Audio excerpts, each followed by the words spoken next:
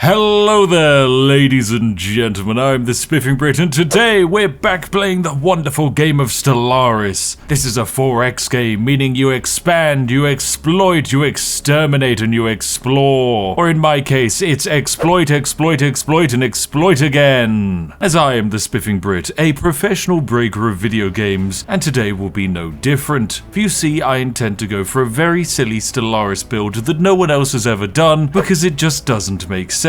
However, by using video game exploits and bugs left in by the developers, we are going to take it from being one of the suboptimal ways of playing the game to absolutely shattering the laws of reality. So without further ado, let's begin a new game. But first, our sponsor Opera GX is here and wants me to remind you that default browsers are boring and stinky. Instead, you can be a certified gamer with the gamer browser that lets you limit resource usage to keep that FPS high and that RAM usage low. Take that, Chrome. Or if you're an exploiter like me, you can use it to throttle the performance of Flash games, making them glitch and break into glorious monstrosities and achieve silly speeds. But that's not all. Opera GX lets you customize keyboard sounds, background music, sounds for messing with tabs, themes, colors, wallpapers, you name it, you can change it. And best of all, it's easy to access thanks to the Opera GX store. I even have my own, which will subliminally remind you to consume more lovely, refreshing tea. Tea time.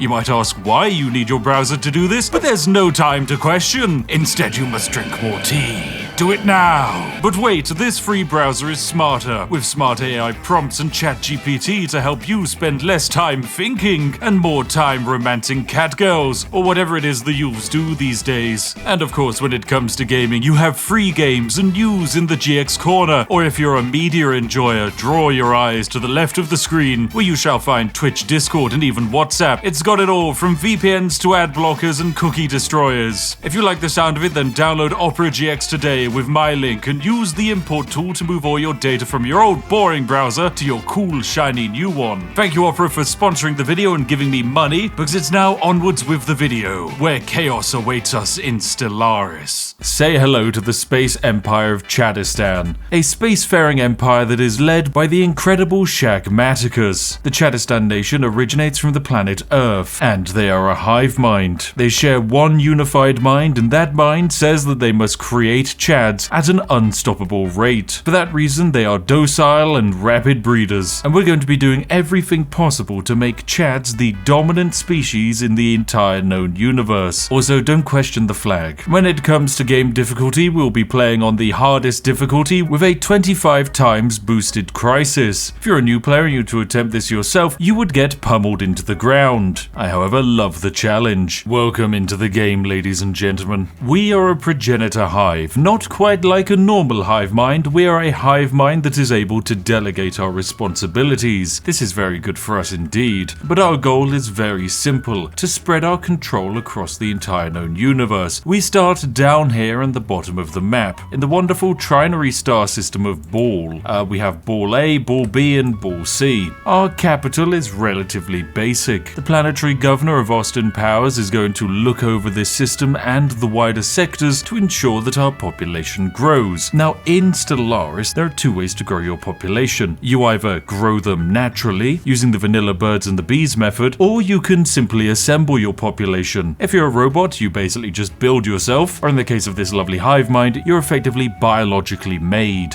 a little bit like a clone. Now, it costs us 100 progress to make a Chad, and as we have +3 to our growth, that means it will take 33 months to summon a new Chad into existence. Now, in this game, one population roughly represents 1 billion people, meaning our planet starts with 33 billion people, or 33 billion Chads on it, most of whom are mining, making us food, producing us alloys, all of that standard civilization stuff. But this is just the beginning, and we are going to grow and expand. Now, of course, this is a strategy game, meaning we need to grow our borders, but also unlock technology. Most technology are a few standard bonuses, like powered exoskeletons so that our armies punch harder and our menial worker drones are able to scoop scoop up more rocks. But when it comes to our society research, oh, we're able to grab something good. The glorious genome mapping, which will lead us on a biological path of improvement. However, technology takes ages to actually research. 114 months to research genome mapping. Yeah, that's kind of crazy. Still, our population is looking good. Now, when it comes to expanding, we're going to be needing science ships that will simply run around and survey systems for us. In those systems, we might be able to find ourselves planets that can be colonized. And if we're lucky, those planets might contain living beings on them already. As we're a hive mind, we can't make friends with them, but we can eat them. And our people are very hungry. Our first year is gone and we have one new dude in our empire after we dug him out of some rubble. But most importantly, we've got a second science ship out there that's going to start discovering a bunch of stuff. Oh, and also, I forget, Lord Shagmaticus stands as the single pillar of the Chadistan government. He is able to direct our grand vision. In our case, he's going to try and find the voice, and in doing so, generate us unity. He's doing a great job, and the more he governs us, the more experience he gets, and the more ridiculous upgrades he can exert upon us. Oh, and the Ibleen system has been fully surveyed, meaning we can spend some influence and alloys to build a starbase there and whack it inside of our borders. And then we can get colonizing. And we need to pick our first tradition. This is all very fun, and there's a whole bunch of things we can do. However, the most important thing to grab is discovery, as this allows us to research and survey faster, which is something we desperately need to do at the start. The first Chad's colony. That's right, our colony ship has gently touched down at the mouth of a large river delta, and here we go. It's a wonderful planet. It's a great day for the Chadistan. It will take us a little while to colonize, but once we have done that, we can start constructing and growing population on this planet, which is very important for us, of course, because it takes us so long to grow a population. It's been 3 years and we've only got 38 billion people on the planet. That's hardly much of an improvement. Right, and fantastic. The Beta Planet colony has been established. There is one individual Chad on this planet, but unfortunately, we don't really get any population outside of other Chads moving from our capital to our colony. We can of course improve this by building an offspring nest. This is going to effectively create a job and a system by which we can assemble new population, theoretically doubling our output of manpower. Right, 10 years have passed and we're able to pick our first ascension perk as we have completed the discovery tree. This gives us not only a 10% boost to research speed, but also the ability to pick our first ascension perk. Some of these are pretty funny, like the ability to raid enemy planets and steal their population, but one is much better than the rest. Technological ascendancy. This not only gives us 10% extra research speed, but also increases the chance you get rare technologies, and rare technologies are incredible. We've also managed to get our third planet up and running. This is the colony of Benidorm, which is where all Chads want to go, and we've discovered our first precursor civilization. Basically, we've discovered some kind of fallen empire that has long since died. In this case, they are the Irasians, and they died of a disease. Quite a shame indeed, but we will learn more about them and hopefully steal their technology as time goes on. In terms of our exploration, we found a few new habitable planets we'd love to go for, like say this wonderful Gaia world here. Oh, and we've discovered our first rival alien empire. We don't quite know what they look like, but they've been building some space stations and mines in a system bordering us, so we're keeping our eyes on them to make sure they don't encroach on my lovely land. Welcome back, ladies and gentlemen. The year is 2236, and we're actually starting to colonize what is going to be the ultimate way for me to break this game. This Gaia world over here has now been renamed to Chad Spawner 5000. It is an incredible planet, and what we're going to do with it is use it to break the game, thanks to some very cheesy exploits. Now, these exploits all relate to the vassal system, which is what we're going to be messing about with, and one of the best ways to mess about with it is to make your own vassals. Now, to the left of me is the Mirovandian Unity, a fellow hive mind. However, their fleet strength in comparison to us is pathetic. So what we are going to do is declare war to subjugate them. Yes, it's a little bit mean and evil, but I am British. That's kind of my vibe. So we're going to build up a huge planetary invasion army, and then we're going to sail our absolutely massive fleet into their systems. Right, we've arrived in the first enemy system, the system of Chigris. All they have defending against my mighty fleet is a pathetic space station with 220 fleet power against my corvettes and battleships. Goodbye. You have been destroyed.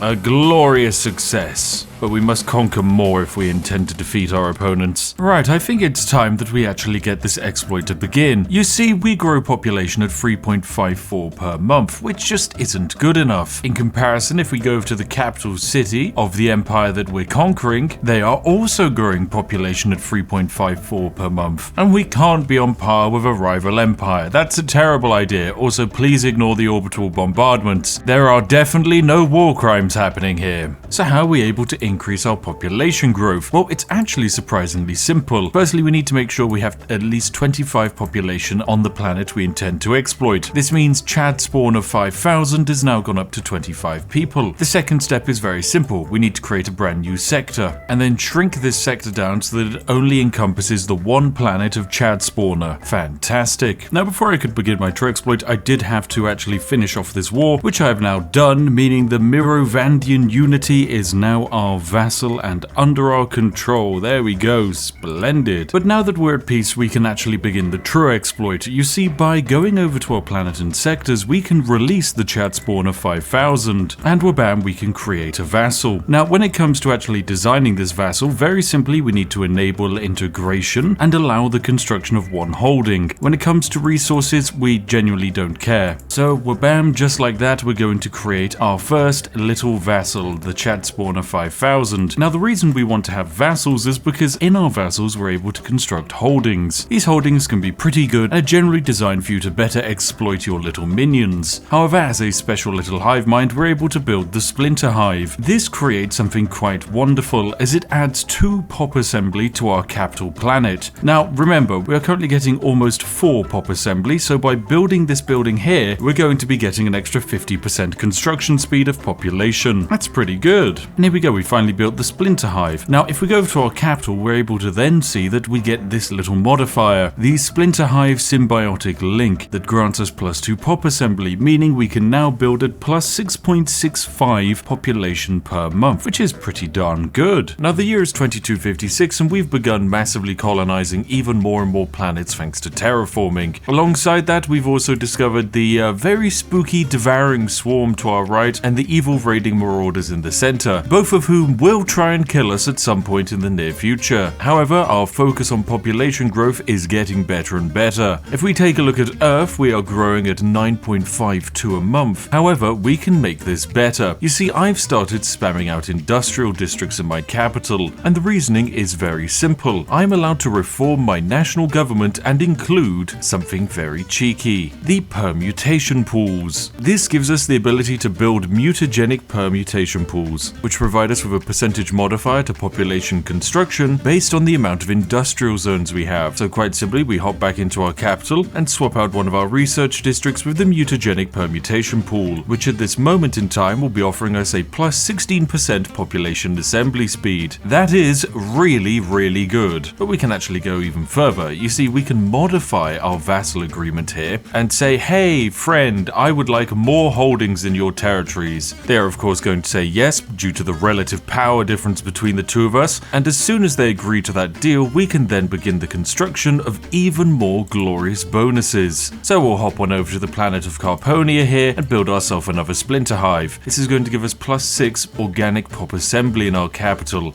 This is absolutely incredible. The only other major thing that we're researching at this point in time are orbital habitats. Now, in a normal game of Stellaris, habitats can be pretty cool. However, for us, they are going to be ridiculously broken because we can put a whole bunch of independent habitats on these terrible tiny systems here and release all of them as independent vassals. Once we've done that, we can then construct our splinter hives and directly translate each vassal into organic pop growth. Anyway, our permutation pool is about to be constructed. That's taking our pop growth from 9.5 all the way to 10.6. Now that's good. And the more industrial districts we build, the higher that modifier is going to become. Right, there is peace in our galaxy. The devouring swarm has ended their war with the Cyan-Ditan Star Confederacy, which is a little bit of a shame for me because I kind of wanted to destroy more land, but I think war is still needed. So we are going to declare war on the Devourers and end their threat. I feel pretty confident about this because we have 10,000 fleet strength literally sat right here, and I don't particularly think their 5,000 strength fleet is going to be able to stop me. We get our first battle where we just evaporate their space station, and because this war is a fight to the death against against them. Every time we conquer a system, it instantly becomes ours. Here we go, we've just stolen their Dyson swarm array. Now we'll hop over here. Every single system of theirs is going to fall. And here it is, the final showdown between the evil Devourers and my glorious noble military forces. Of course, we absolutely evaporate them. Oh, fantastic. You remember those precursors from earlier, that fallen empire? Well, we've discovered their home system. Yep, it's right over here, and it's ours. These home systems are usually rammed with special resources and modifiers. Now, the main problem I'm facing is in order to defeat the devouring swarms, I have to get through their ground armies, and they have a 1,600 strength ground army that I have to try and fight. So the best way I'm going to do this is by committing orbital war crimes and also via the glorious power of clone armies. We can produce a clone army every 30 days. They're not the most powerful troop, but they don't need to be. Ah, fantastic. After completing domination, we're ready to pick up our next ascension perk, which is going to be engineered evolution. It's quite possibly one of the weaker ones. However, we can use it to do some very silly things. Whoa, we did it, ladies and gentlemen. The Devourers have been destroyed. The galaxy is saved, and we have achieved it ourselves. There is just one minor problem, and that is that a new threat has appeared. The Chosen. The Chosen are also fanatical purifiers that intend to wipe all other forms of life out of the galaxy, and they pop through a wormhole over here. And upon arrival, they've immediately declared war on myself and my vassal, and they have an absolutely massive fleet. It is huge, and they're currently rampaging their way through the galaxy towards me, which gives me very little time to try and come up with a counter. But that's exactly what we're trying to do. I've got a second fleet rapidly under production, and my first fleet is now moving its way across the front line towards us. Hopefully combined, our two fleets shall be able to stand up against this new threat. What makes this particularly annoying is it means that I'm unable to continue my exploit, because I can't create a vassal whilst I'm at war, which is very annoying. We're going to activate focusing crystals and the fleet supremacy edict. Okay, my vassal's fleet lost in that encounter, which is a shame. None of them have survived, and it would appear that the AI is now going to start making their way towards us, and my fleet is not in position. Okay, right, the enemy have decided to separate their fleets as they're attempting to try and invade the capital planet of my vassal. Oh my goodness, they are actually going to manage it. Oh, it's so close. Hold out, my blessed vassal. 69 strength versus 40. The defense of Miravandia Prime. If you can hold, I will save you. All right, men, move in. Liberate the capital. We must save them. They did it. They survived. There's only one defending army remaining, but we shall save them with our fleet power.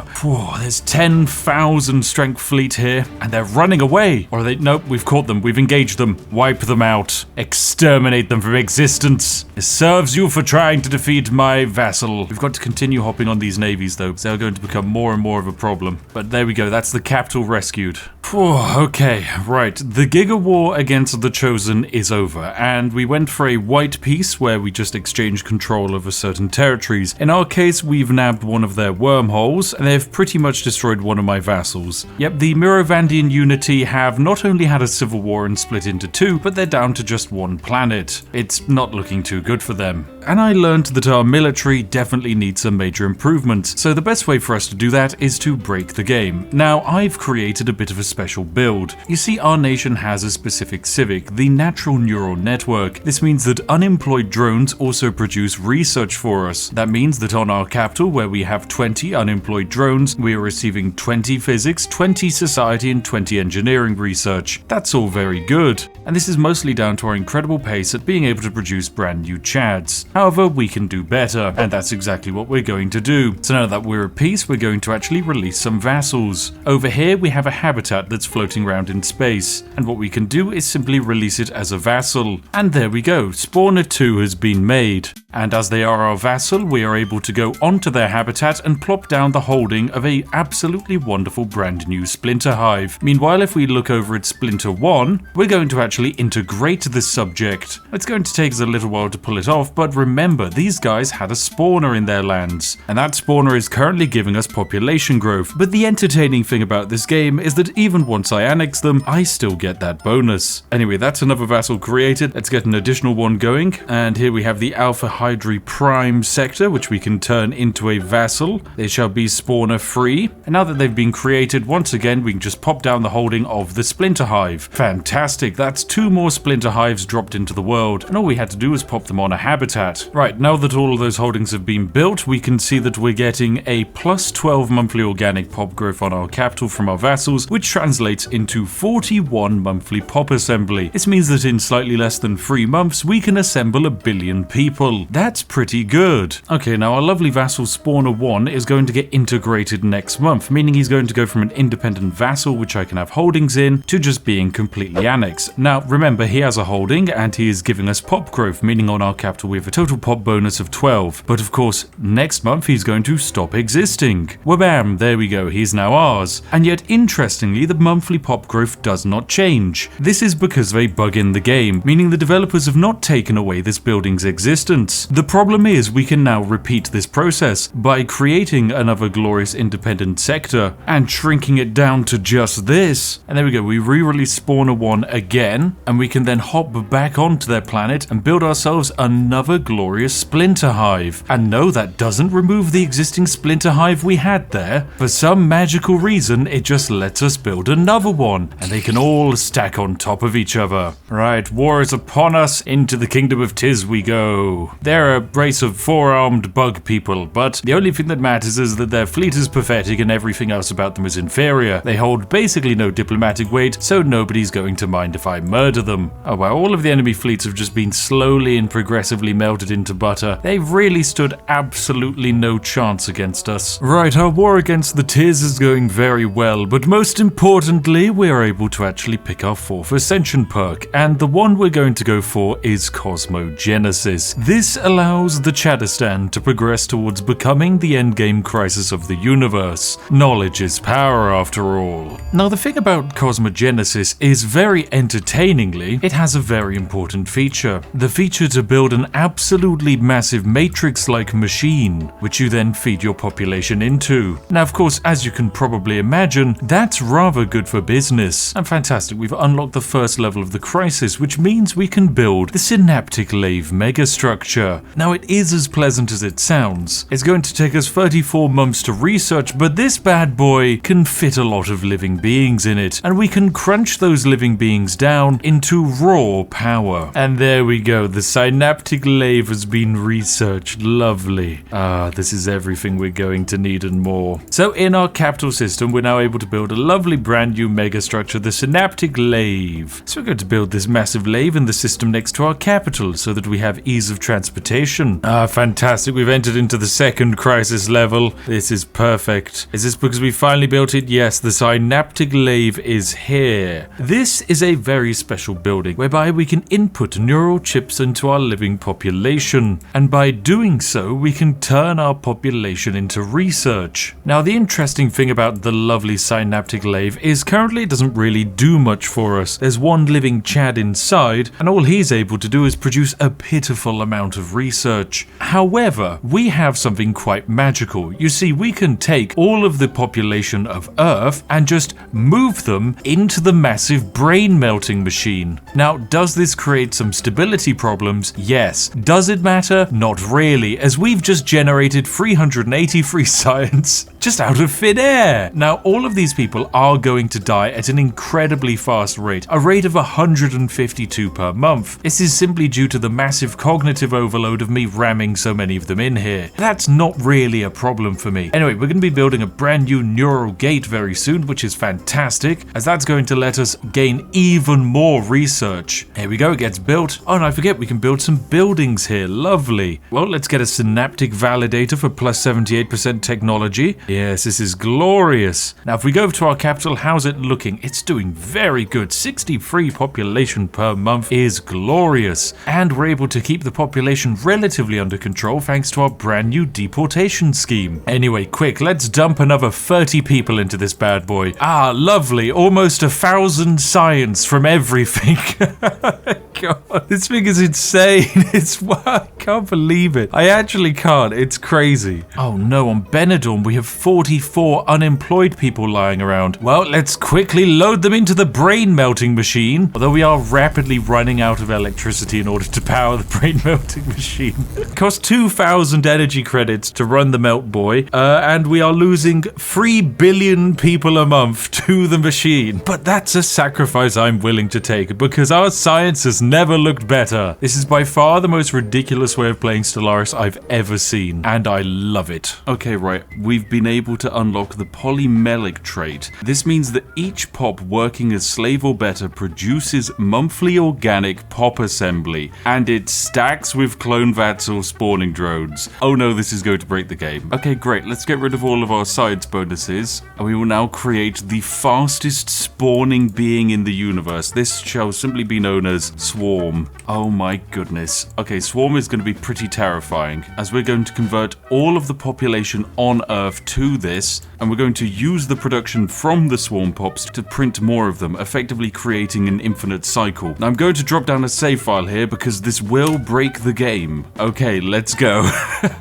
With all of our population growth modifiers up to plus 26 in the capital and all of the percentage modifiers we've got going, this is going to be a nightmare. Okay, and here we have it. The Swarm pops have been made. This is fantastic. It now takes us less than a month to make a 1 billion population. The only next logical course is to convert even more of our population. Let us apply this template elsewhere. Okay, right. An early warning system for us has fired in the form of news that the Chosen once again are going to try and go to war with us. Yep, it's looking pretty spooky indeed, but they're out there and they want my planets. So we're going to get all of our fleet sent back home and upgraded as fast as possible so that they can then rally out onto the front lines and fend off whatever monsters come our way. Okay, well, the inevitable happened. A fallen empire has noticed the nonsense we've been getting up to, and we've two options. We can either bend the knee and be a little bit pathetic, but this makes us humiliated, which is a terrible idea, and the Chadistan will not be bullied. This is going to very much annoy our enemy here, and they will probably try and murder us. However, because we know they're coming,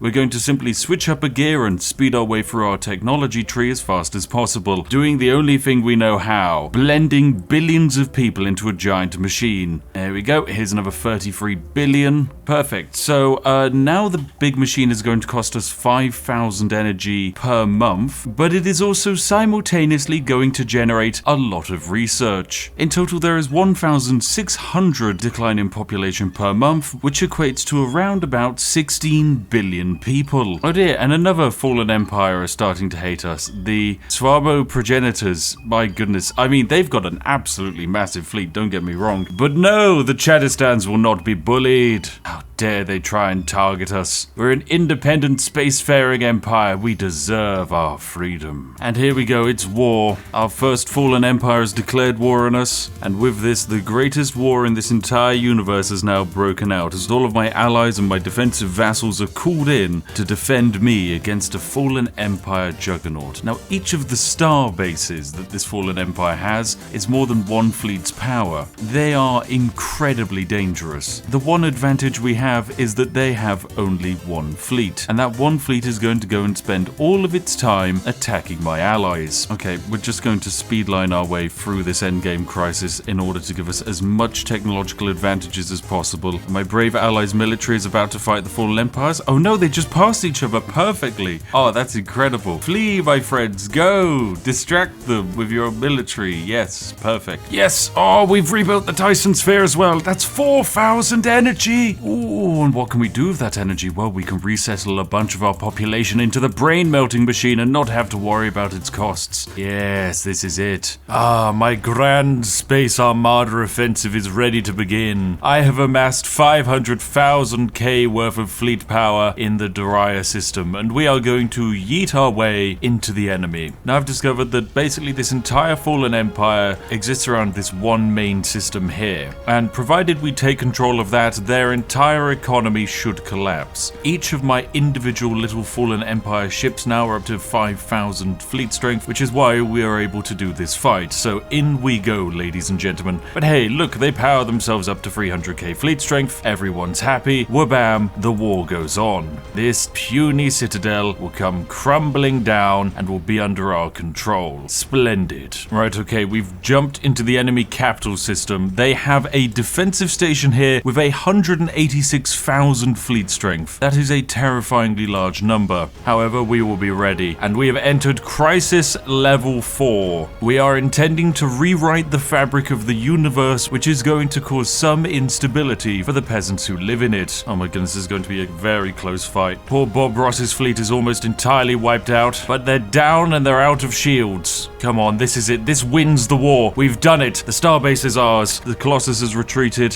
Whoa, yes. Let us bombard their capital. 4,000 people live there. None shall survive. Okay, I'm getting a large amount of lag, which usually means there's an overpopulation situation going on. So let's yeet a few billion people into the melt machine. Okay, the Fallen Empire fleet has once again wisely decided to wander off into the middle of absolutely nowhere inside of one of my allies' systems. It means that my fleets are now ready to do something truly incredible. We are going to bypass the first layer of defenses and fly straight towards the capital, where upon arrival we will bombard the capital into the ground and land the largest invasion the galaxy has ever seen. Right, we have orbitally bombarded the capital of the Fallen Empire so that it is now at 100% devastation. This is absolutely incredible. I want this planet to be mine, and so we're going to land our armies on it. Now, before this war started, there were 100 billion people living on this planet. That population has since halved. Anyway, our invasions now begin, as we send waves of easily replaceable clone soldiers to their death. Fantastic, the capital system is soon to fall. Here we go, just 36 billion people remain on this planet, and now it's ours. Glorious. And with it, we can now replace this boring population with our superior population, as we've turned the Fallen Empire pops into mere livestock. So let us treat them as such and relocate them to the world's comfiest facility, the Synaptic Lathe. Oh, you guys are going to love it. There we go, that is the end of their empire. We've been able to collapse them entirely. Fantastic. What a glorious success indeed. Over 100 years have passed since we first encountered them, but the Chosen are now finally coming to an end. The Chosen absolutely hate us, mostly because we've destroyed and driven them down to just one system. They believe that for each Chad life that is ended, and each child that perishes, every star in the galaxy shines just a little bit brighter. Yep, that's exactly what they think about me, and it might have something to do with the fact that we've destroyed their entire empire, assimilated their population into food, and have committed multiple war crimes when it came to the conquering process. Anyway, with just their capital remaining, I think we land our armies and finish off the job. Yes, many of my forces die in a planetary invasion, but that's okay, for clones are easily replaceable. There are almost 5,000 of our population in the world. Honestly, I'm amazed the game is even still running with at least 2 FPS. So yes, as the Chosen Empire fades out of existence,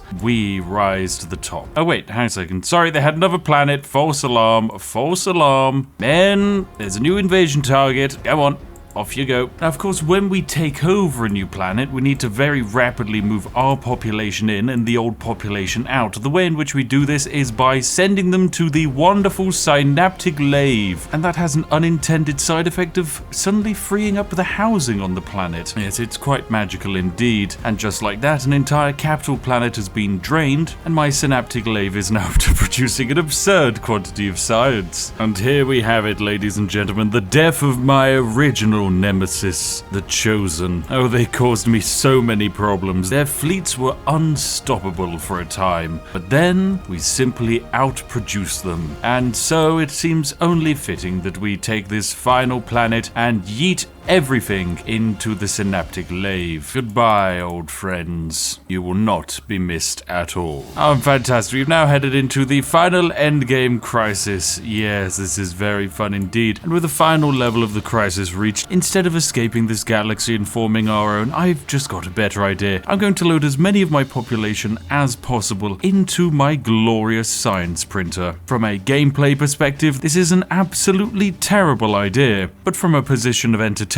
this is incredibly funny. Oh my goodness, the game is actually lagging as we do this. This is incredible. So in total, there are 381 billion people inside of my machine at the moment. That is now up to 400. Oh my goodness, the game game is not happy. It is going up though. It is working. 600 population inside the Synaptic Lathe currently, and we're adding more. Okay, we're just about to lag our way across the 1,000 population mark. There we go. There are 1,000 people inside of the Synaptic Lathe. This will cost 90,000 energy credits per month to maintain, but it will make us a lot of science. At the same time, the decline process is 8,697 per month. That means there is 86 billion people dying per month to this machine. That's utterly incredible. The stability is somehow down to 0. I didn't even know it could go that low like this, but wow. I wonder how fast it's going to speed up our technology. Because currently it's going to take 4 months, 9 months, and 14 months for us to research these incredibly late game techs. Oh, it's just going to go down to 1 month. Incredible. And look at the depth. So much depth on an awesome and galactic scale. It's fantastic. Anyway, ladies and gentlemen, I do believe that's where we call it for today. What a wonderful adventure we've had, destroying almost all of this known galaxy and crumbling the game's balance into dust. I've had an absolutely wonderful time, and if you've enjoyed it yourself, then make sure to give it a like and hop on down to the comment section and tell me what game you'd like to see me break next. Thanks as always to our majestic Patreons and YouTube members, and I'll see each and every one of you in the next one. Have a lovely day and goodbye for now.